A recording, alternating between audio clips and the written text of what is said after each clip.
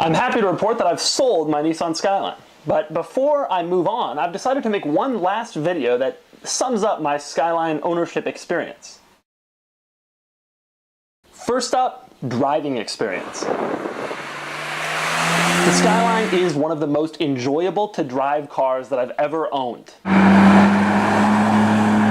It just had the perfect amount of power, and the steering wasn't so over-assisted like it is in so many modern cars.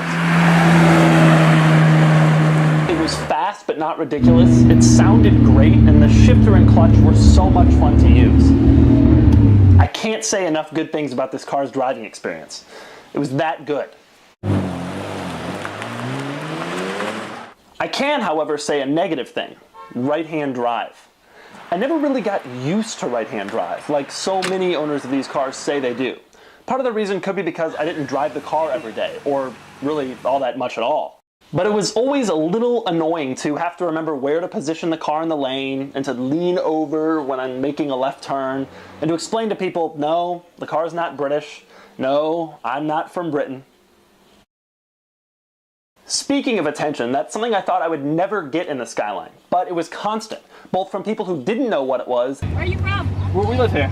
You live here? Where'd you get the car? The car's from Japan, I just imported it. Oh, nice, that's great. And from people who knew. I drove one when I went to Japan. Oh yeah? Best thing ever. Everybody wanted to talk to the guy driving the right-hand drive car in America, or the guy who imported the Skyline. Wait, so is there something wrong with the car or you? Well, it's on the right side. Oh my God.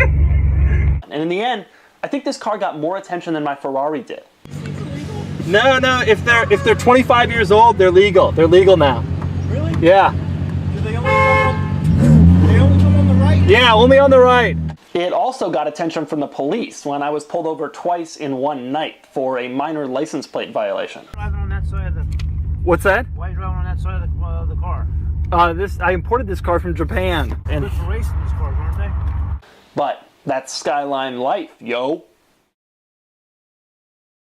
Speaking of Skyline life, owning the Skyline gave me an opportunity to do some really cool stuff.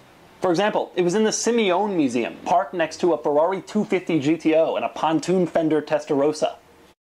I took it to a dyno, courtesy of my friends at AWE Tuning.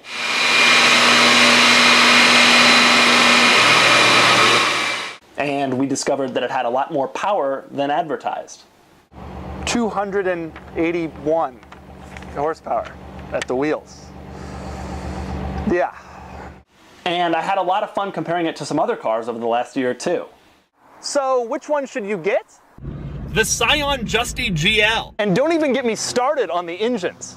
Yes, these two cars technically share something in the sense that they both have twin turbocharged 6-cylinders with all-wheel drive.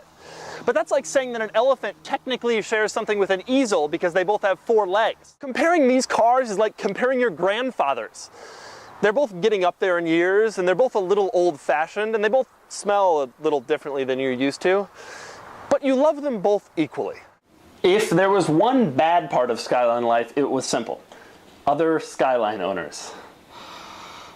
This was an interesting group of people who constantly voiced their disdain for my columns and videos. They told me I was writing about it too much, that I was bragging about owning a Skyline. I told them I'm only writing about it because my readers suggested that I write about it, and that's my job. And I'm not bragging about owning a 25-year-old Nissan when my previous car was a Ferrari. But they wouldn't hear of it. They were relentless. And I came to realize over the time that I've owned my Skyline, the Skyline is a lot like the E46 M3. It's an excellent car to own, as long as you don't go to any owners' meetups. Speaking of owning the Skyline, I think it's important to discuss ownership costs. Now, I bought my Skyline a year ago for $20,995, and I sold it a week ago for $21,000. That means I made $5. Who says cars aren't an investment? I'm not generally a fan of most Japanese cars, and I went into the Skyline ownership experience without much knowledge about it or much interest in owning one. But I can safely say, after the year is completed, that the Skyline has been the best of the 4 cars I've owned to write about so far, the others being the CTS V-Wagon, the Ferrari, and the Hummer. It was fun to drive, it was understated, it was exciting, and it cost me virtually nothing to own.